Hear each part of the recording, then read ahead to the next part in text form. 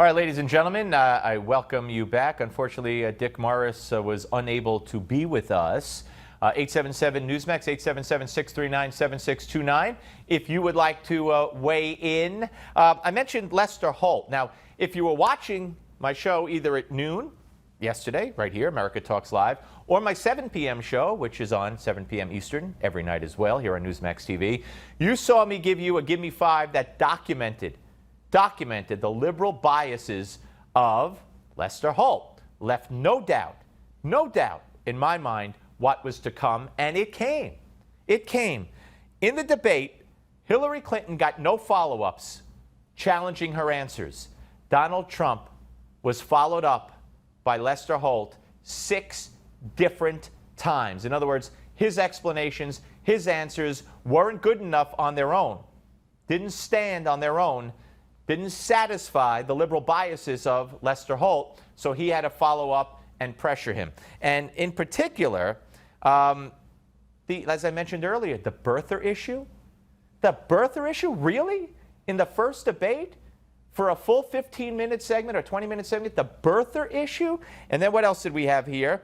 As my friend Dan Gaynor at the Media Research Center writes, he harassed him on his tax returns, and this Hillary, the first woman nominated by a party, you said she didn't have the look.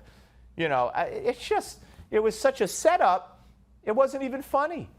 So Lester Holt really showed his true colors. No surprise to me. I predicted it yesterday right here, and I gave you evidence to back up my prediction. Now, I want to point out a few more things here.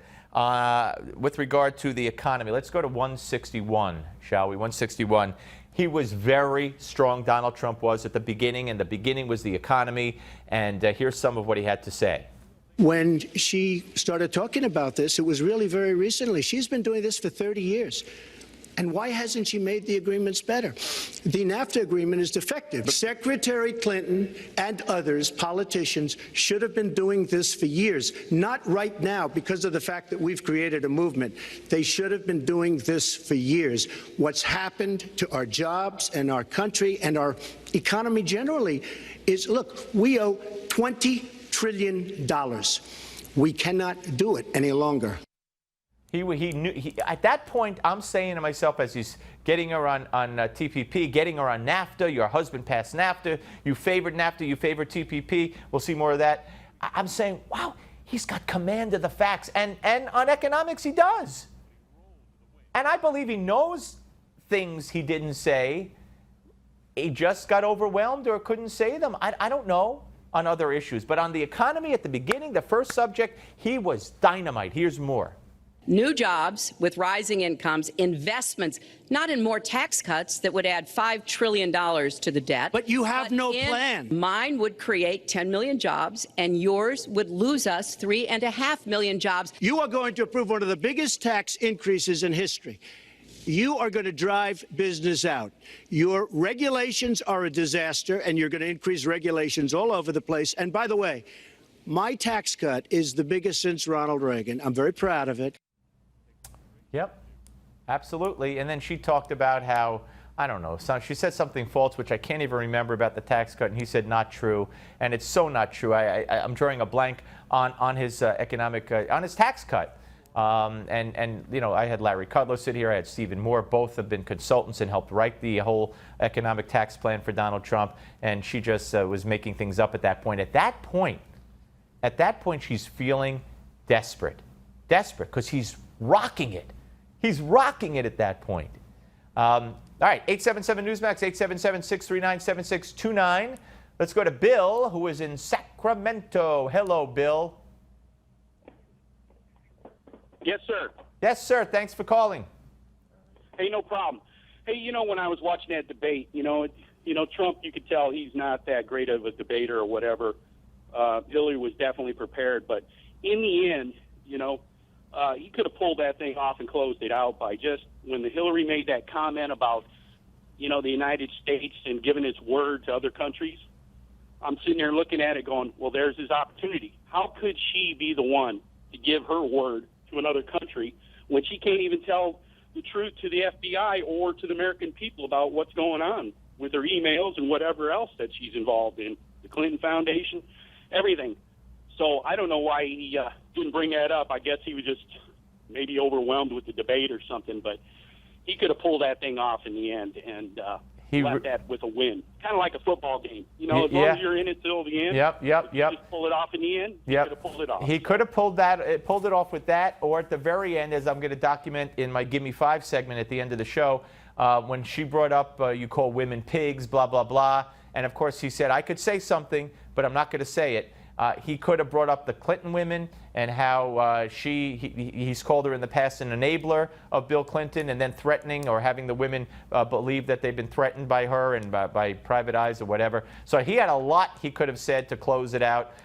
He chose not to. And on certain instances, like the point you bring up, you know, maybe it just didn't dawn on him. Why he never brought up Benghazi, why he never mentioned the word email except to say, I'll release my tax returns if she releases my email. That's just bizarre, Bill. Very bizarre. But thank you. Thank you for weighing in. Spread the word about the show. I really appreciate it.